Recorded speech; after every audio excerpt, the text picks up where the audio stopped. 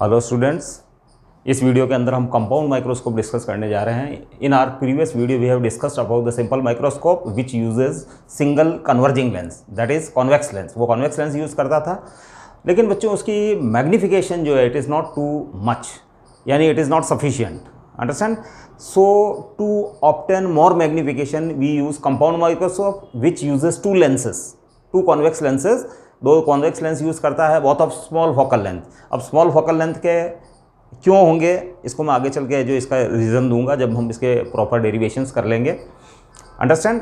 तो फिर ध्यान रखना कि जो ऑब्जेक्ट की ओर जो लेंस रहता है, स्मॉल फोकल लेंथ का जो कॉन्वेक्स लेंस रहता है उसको हम ऑब्जेक्टिव लेंस बोलते हैं या फील्ड लेंस बोलते हैं। और जो क्लोज टू आई रहता है फाइनल इमेज देखने के लिए, है ना, ट्यूब के दूसरे एंड पे एक लेंस लगा रहता है, that is the eyepiece, because it is close to eye. अब बच्चों जो फर्स्ट लेंस है ऑब्जेक्टिव लेंस, है ना, ऑब्जेक्ट उसके फर्स्ट प्रिंसिपल फोकस के क्लोज रखी जाती है so that it can form the real inverted and magnified image of the object. वो ऑब्जेक्ट की है जो रियल इमेज बनाए, मैग्नीफाइड इमेज बनाए और इन्वर्टेड इमेज बनाए। और उसकी इमेज जो है बच्चों, it serves or acts as virtual object for the second lens, that is the eyepiece. Understand? और आई पीस के वहाँ जब वो इमेज बनाती है तो it is at the first principal focus of the eyepiece, यानी ये इमेज जो ऑब्जेक्टिव बनाता है या ये इमेज ये तो या तो वो है जो फर्स्ट प्रिंसिपल फोकस के ऊपर बनेगी, तो उससे फाइनल इमेज फॉर्मेशन इन्फिनिटी पे हो जाएगा। अंडरस्टैंड? बच्चों मैं ये बताना जा रहा हूँ कि ऑब्जेक्टिव लेंस जो फर्स्ट रियल इमेज जो बनाएगा या तो वो सेकंड आई पीस जो है, आई पीस के जो फर्स्ट प्रिंसिपल फोकस के ऊपर बनाएगा। अंडरस्टैंड? तो उस केस के अंदर फाइनल इमेज है जो वो वर्चुअल बना देगा। कौन? आई पीस। आई पीस है जो फाइनल इमेज फॉर्मेशन करता है, वो वर्चुअल इमेज बनाएगा, लेकिन वो इन्फिनिटी पे बनाएगा। अंडरस्टैंड? और अगर फर्स्ट प्रिंसिपल फोकस से आई पीस की और थोड़ी सी है जो इमेज बनती है किसकी? ऑब्जेक्टिव लेंस की, तो उस केस के अंदर है जो एक अप्रोप्रिएट डिस्टेंस के ऊपर है जो उसकी इमेज आपको रखनी पड़ेगी, यानी आई पीस को आगे पीछे करके आपको सेट करना होगा ताकि फॉर्मेशन फाइनल इमेज फॉर्मेशन हो list distance of distinct vision के ऊपर बन जाए। अंडरस्टैंड? आपका जो सिंपल माइक्रोस्कोप होता है उसकी magnification is not sufficient. Understand? Its magnification is less than और इक्वल्स टू 9। अंडरस्टैंड? उसका जो मैग्नीफाइंग पावर जो है वो less than equals to 9 for realistic focal length of the single lens used in simple microscope. Simple microscope के अंदर जो single lens use किया जाता है उससे जो मैग्निफिकेशन मिलता है वो लेस देन 9 मिलता है बच्चों फॉर रियलिस्टिक फोकल लेंस। मतलब हमारे पास जो जनरली हमारे पास जो सिंपल है जो यहाँ आई के क्लोज जो लेंस हम एज ए सिंपल माइक्रोस्कोप काम में लेते हैं, वो मैग्नीफाइंग ग्लास और मैग्नीफायर जो हम काम में लेते हैं, उससे जो बच्चों वो उसकी रियलिस्टिक फोकल लेंथ है जो स्मॉल ही होती है। और उन रियलिस्टिक फोकल लेंथ मतलब जो प्रैक्टिकल फोकल लेंस जो लेंस यूज़ में आते हैं उनकी जो फोकल लेंथ होती है वो है जो बच्चों उसके लिए जो मैग्निफिकेशन जो मिलता है आपको magnifying power, that is less than equals to 9। Understand? तो in order to obtain more magnification और greater magnification we use compound microscope in which two lenses are used, one objective which is towards the object and another eyepiece which is close to eye. Understand? फिर बच्चों हमको पता है कि जो object रखी जाती है ऑब्जेक्टिव लेंस के फर्स्ट प्रिंसिपल फोकस के close, so that it can form the real inverted and magnified image of the object. Understand?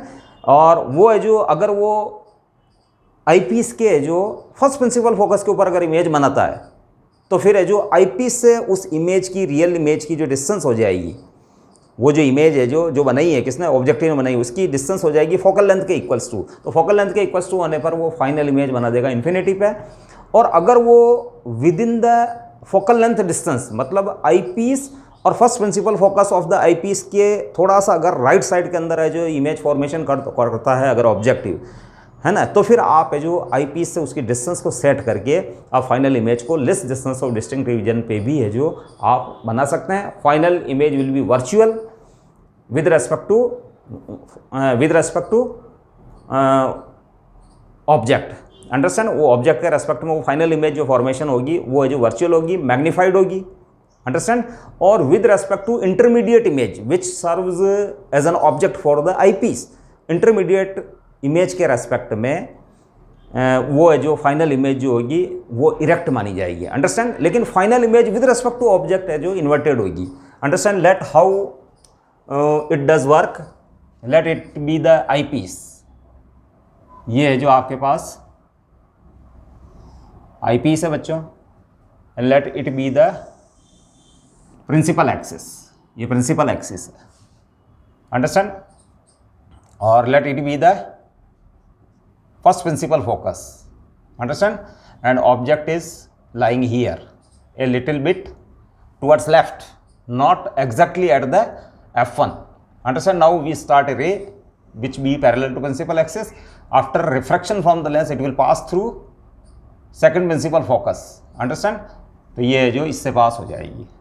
Now we are taking another ray which is passing through optical center of the lens, understand, and let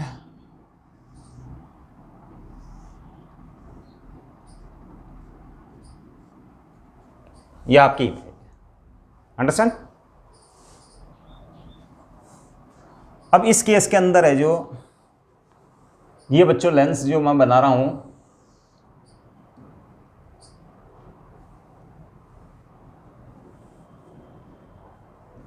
अब ये बच्चों आपकी है जो inverted image हो जाएगी.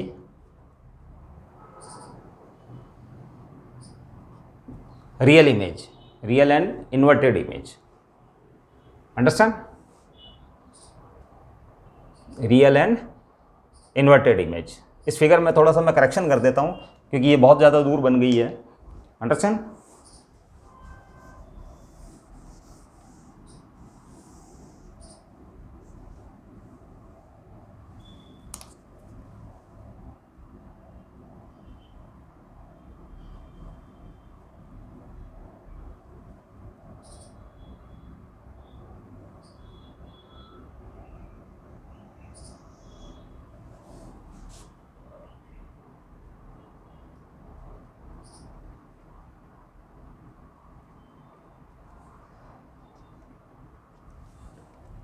ये ए से स्टार्ट होने वाली दो रेज है, उसने एक ही इमेज ए डैश पे बनाई है, और let it be the real image formed by objective lens. It is the objective lens, understand, and let object be A B. It is A dash B dash.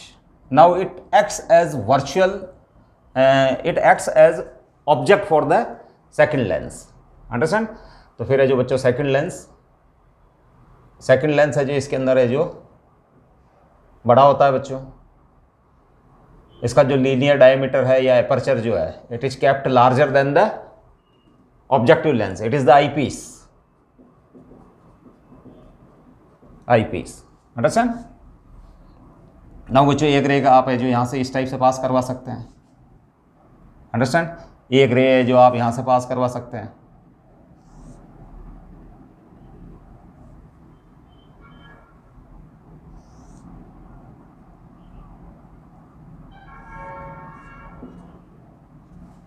और अगर आप पीछे की ओर बढ़ाएंगे तो it appears to come from this point.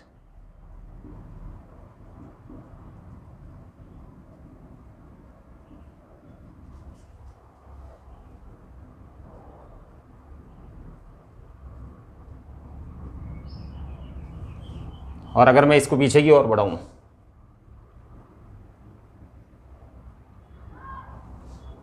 तो बच्चों है जो ऐसा लगता है, it looks as if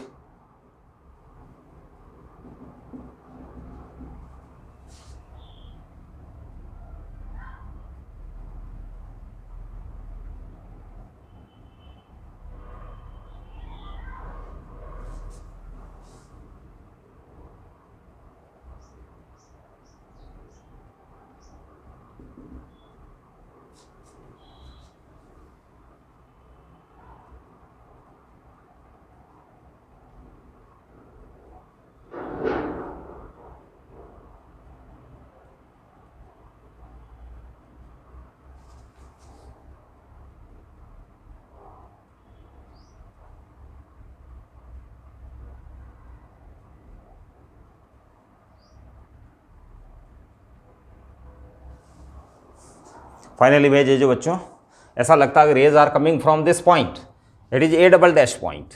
now draw a perpendicular on the principal axis. It will be the final image formation. यह आपकी फाइनल इमेज हो जाएगी. It is express as a double dash B dash. Understand? It is a final image.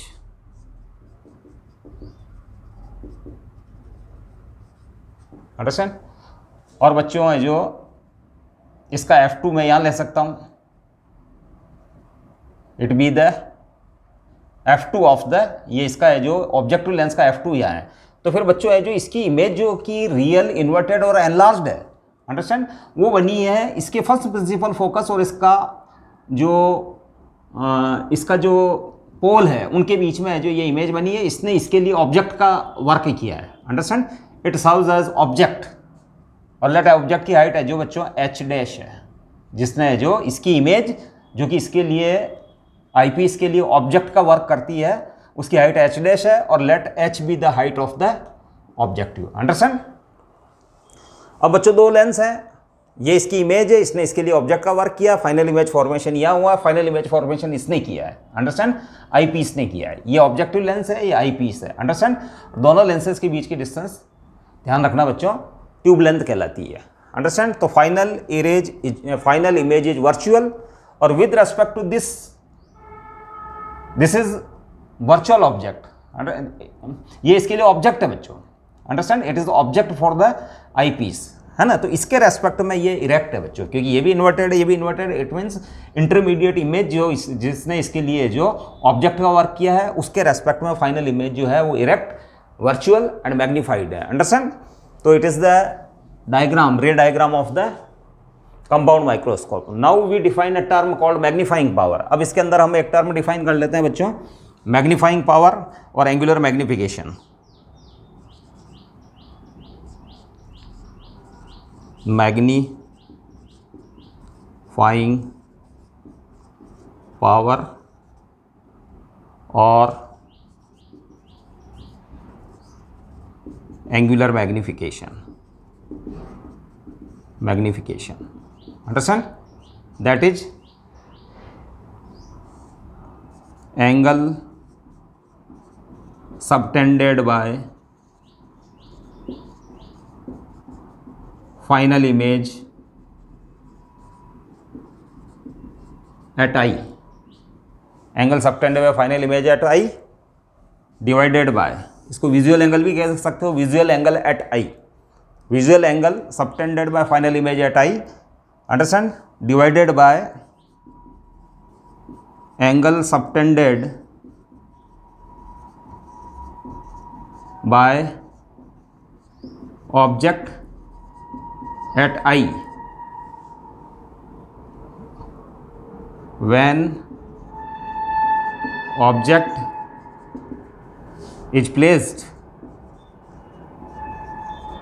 at least distance of distinct vision, least distance of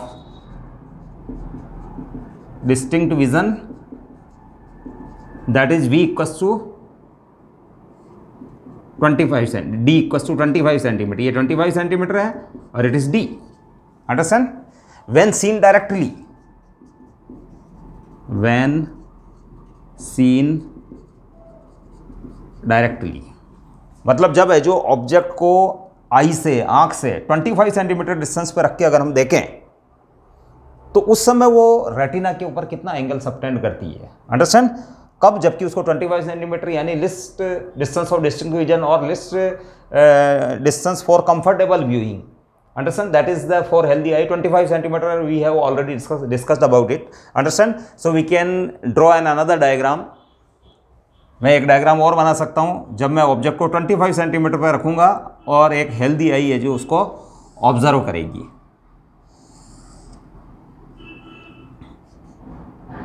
It is the object AB and let it be the eye, and this distance be D equals to 25 centimeter, and let the angle subtended at the retina of the eye is theta naught. Understand? It is the theta naught angle. और ये final image बच्चों ये है, तो final image ये और आपकी आई है जो बच्चों इस जगह है, अंडरस्टैंड, दैट इज द आई। तो बच्चों ये फाइनल इमेज है जिस प्रिंसिपल एक्सिस के साथ है जो थीटा एंगल फॉर्म कर रही है, थीटा एंगल। तो बच्चों नियरली, चूंकि eye is very close to this lens, that is the eyepiece, so that's why the angle subtended at the eye by the final image would be nearly equals to theta also, understand, क्योंकि आपकी आंख इस lens के close होती है, तो जब ये जो फाइनल इमेज जो है ये थीटा एंगल सबटेंड कर रही है आई पीस के ऊपर, तो ऑलमोस्ट आपकी आंख की रेटिना के ऊपर भी ये जो थीटा एंगल ही सबटेंड करेगी, that is the final angle subtended by the final image, understand. तो इस वाले केस के अंदर है जो इट इज थीटा, अंडरस्टैंड, ये थीटा है बच्चों, और बिलो द प्रिंसिपल एक्सिस है, so we can write minus theta. Below the principal axis होने से मैं इसको माइनस थीटा भी लिख सकता हूँ, and it is above the principal axis, understand. Directly देखने पर है जो ये एंगल ऊपर की ओर बन रहा है, तो it is theta naught. Since theta and theta naught are small angles, so we can write nearly equals to minus tangent theta, and it is equals to tangent theta naught, because theta and theta naught are small angles, they are almost less than 10 degrees, understand. So in that case we can write minus tan theta upon tan theta naught. Theta naught is the angle subtended by object at eye when it is placed at least distance of distinct vision, that is 25 centimeter, understand. तो उसमें आप comparison कर रहे हो इन angles के बीच में का final image कितना एंगल बनाएगी, और जब 25 सेंटीमीटर के ऊपर रखे ऑब्जेक्ट को हम डायरेक्टली आंख से देखें तो उस समय कितना एंगल बनाएगी, तो उससे डिवाइड करने पर आपको मैग्नीफाइंग पावर और एंगुलर मैग्निफिकेशन मिल रहा है, understand. Now tangent theta, we can calculate tangent theta from this figure. Tangent theta equals to h dash upon, ये डिस्टेंस है जो बच्चों यू ई मान लेता हूँ, because this distance is measured from eyepiece, तो tangent theta equals to h dash upon you e, it is h dash upon you e, और ये माइनस वाला साइन भी रहेगा यहाँ। Now tangent theta naught, tangent theta naught आप इससे find कर सकते हो, that is h upon D, h upon D, तो that is minus H dash upon you e into D by h. Now h dash upon H, H dash upon h जो है बच्चों, मैं इसको एक बार और रीअरेंज कर देता हूँ, h dash upon h into D upon you e. Now h dash upon h we know that it is the linear magnification, understand. ये h dash upon h linear magnification है, तो but h dash upon h is linear magnification, understand. तो h dash upon h हमको पता है बच्चों lens के लिए वी बाई यू होता है, लेकिन अगर ये ऑब्जेक्टिव लेंस बच्चों है जो ध्यान रखना, ये magnification it is the, we are calculating the magnification, it is the magnification produced by objective lens, that's why it is the height of image and it is the height of object appears in the expression, understand, h dash by h। लेकिन ये जो ध्यान रखना है जो lens के लिए ये होता है v by u, लेकिन चूंकि ऑब्जेक्टिव लेंस है तो इस डिस्टेंस को मैं ले लेता हूं बच्चों, इट इज v नॉट।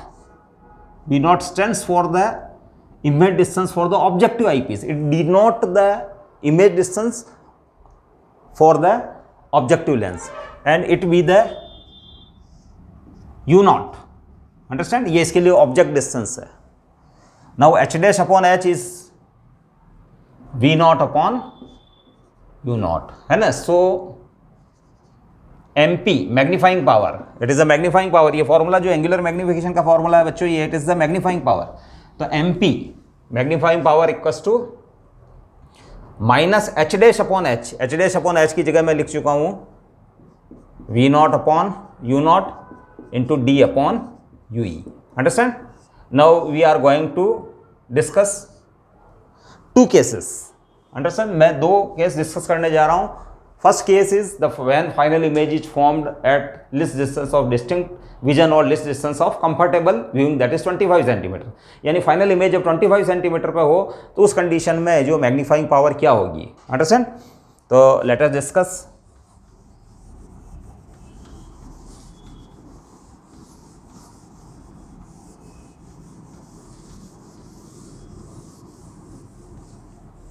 हाँ, फॉर आई पीस, सॉरी इससे पहले मैं केस लिख देता हूँ। Case 1 when final image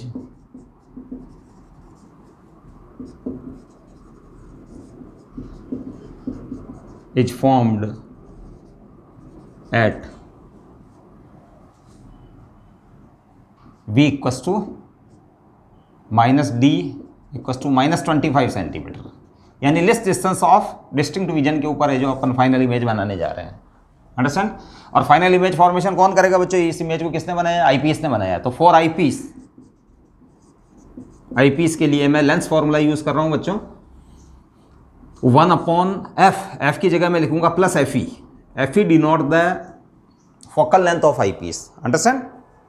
1/v, तो v तो बच्चों आपके -25 सेंटीमीटर है, मतलब ये वाली डिस्टेंस इस लेंस से 25 सेंटीमीटर है, तो मैं इसको लिखूंगा -d। अंडरस्टैंड? फिर -1/u, u की जगह मैं लिखूंगा बच्चों -ue। ध्यान रखना, ये इसके लिए ऑब्जेक्ट है। फर्स्ट की जो इमेज जो है इसके लिए ऑब्जेक्ट की तरह वर्क कर रही है, इसलिए जो ये डिस्टेंस ue, लेकिन जो इसको नेगेटिव साइन के साथ पुट करने जा रहा हूं मैं। अंडरस्टैंड? तो ये हो जाएगा बच्चों 1/ue, ये +1/ue हो जाएगा, इसको आप लेफ्ट साइड में शिफ्ट कर देंगे, तो implies 1/ue equals to 1/fe plus 1/d। Understand? ये आ गया आपके पास। आपने क्या किया है? माइनस माइनस प्लस, और इसको आपने लेफ्ट साइड में शिफ्ट कर दिया और आपने इस तरीके से लिख दिया। अब बच्चों मैं इसको d से मल्टीप्लाई कर देता हूँ, पूरी इक्वेशन को मैं इंटू d कर रहा हूँ बच्चों। इससे मेरे पास लेफ्ट साइड में d/ue आ जाएगा और d/ue की वैल्यू मैं यहाँ पुट कर दूंगा। अंडरस्टैंड? तो अगर आप इसको d से मल्टीप्लाई करते हो होल इक्वेशन को, तो d/ue comes out to be equals to d/fe plus d/d, that is 1 plus d/fe। d/ue की वैल्यू आ गई है आपके पास बच्चों ये। अब इस वैल्यू को यहाँ पुट कर देंगे, तो implies MP magnifying power will be -v0 u0 into 1 plus d/fe। Understand? अब बच्चों v0 जो है वो ये डिस्टेंस है, और बच्चों ये u0 जो है it is nearly equal to its focal length, ये फोकल लेंथ के इक्वल टू है ना? हाँ, but u0 nearly equal to focal length FO। Understand? तो आप है जी इसको नियरली इक्वल टू FO होने के कारण implies MP equal to -v0 upon है जो नियरली FO भी लिख सकते हो इसको 1 प्लस d/fe। बिकॉज ऑब्जेक्ट जो है उसके फर्स्ट प्रिंसिपल फोकस के जो क्लोज होती है थोड़ी सी towards left, slightly towards left. Understand? अगर वो राइट साइड में होगी स्लाइटली इधर, तो फिर वर्चुअल इमेज बना देगी बच्चों।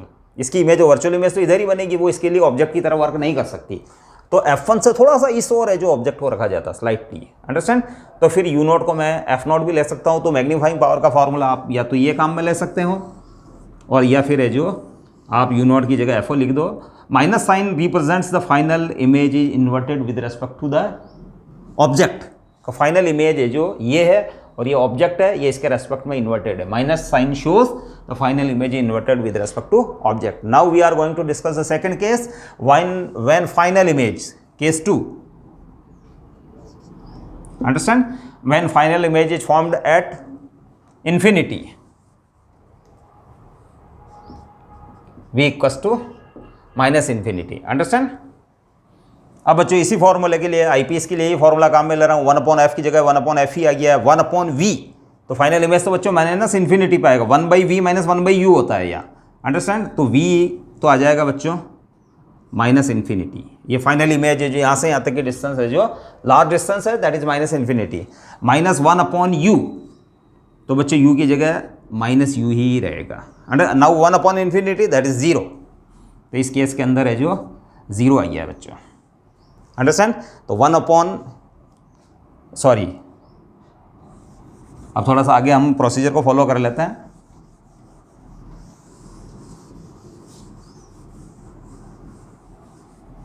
(1/infinity दैट इज 0), तो 1/ue जो आ रहा है वो 1/, एफ ई के इक्वल्स टू आ रहा है बच्चों। यहाँ से जो रिजल्ट मिला है 1 upon F E equals to 1 upon you E, ये टर्म है जो हो गई 0, इट इज़ 0। अंडरस्टैंड। नाउ इसको है जो इंटू डी कर दो आप, because we require D upon you E, हमको डी अपॉन यू ई की रिक्वायरमेंट है, तो इस केस में हम पूरी इक्वेशन को डी से मल्टीप्लाई कर रहे हैं। Implies D upon you E equals to D upon F E. Now magnifying power, इस फॉर्मूले के अंदर डी अपॉन यू ई की वैल्यू पुट कर रहे हैं बच्चों, डी अपॉन यू ई, ये वैल्यू है जो मैं यहाँ पुट करने जा रहा हूँ। तो मैग्नीफाइंग पावर इस केस में minus V naught upon U naught, और ये हो जाएगा into D upon F E. Understand. अब यू नॉट तो है जो बच्चों नियरली है जो एफ ओ के इक्वल्स टू है। अंडरस्टैंड। तो it is minus V naught, U naught की जगह आप नियरली एफ ओ भी लिख सकते हो, तो into D upon F E. Understand. तो इस केस में जो मैग्नीफिकेशन है जो बच्चों समवॉट स्मॉलर है। और फिर बेटर मैग्नीफिकेशन के लिए important for large M P है ना, द वैल्यूज, ये इंपॉर्टेंट पॉइंट है बच्चों। M P the value of F O and F E must be small. F और एफ ई की वैल्यू स्मॉल होनी चाहिए। अंडरस्टैंड। तो एफ और एफ ई की वैल्यू अगर स्मॉल होगी बच्चों, तो उस केस के अंदर है जो मैग्नीफाइंग पावर, जैसा एफ ओ अपॉन में एफ ई भी अपॉन में है, तो magnifying power will be large. Understand. अब बच्चों देखना, दोनों की फोकल लेंथ स्मॉल होनी चाहिए, यानी both must be of smaller focal length, that is their linear diameter, और aperture will be also small.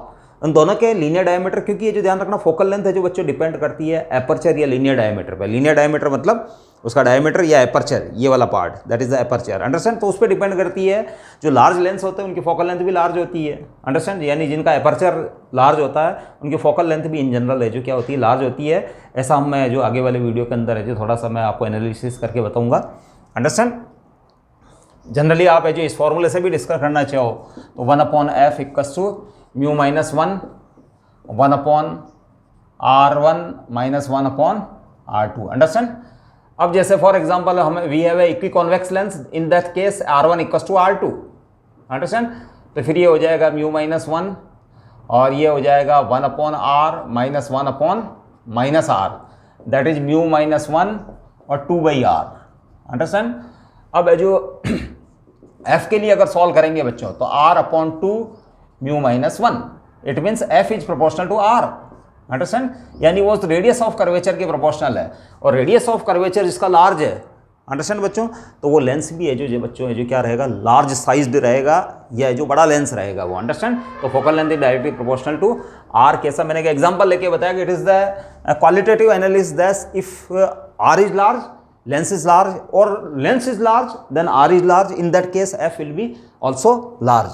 तो बच्चों आपको स्मॉल फोकल लेंथ यूज़ करनी है क्योंकि इसी मैग्नीफाइंग पावर लार्ज रखनी है, तो फिर है जो एफ और F E should be small. Understand. But F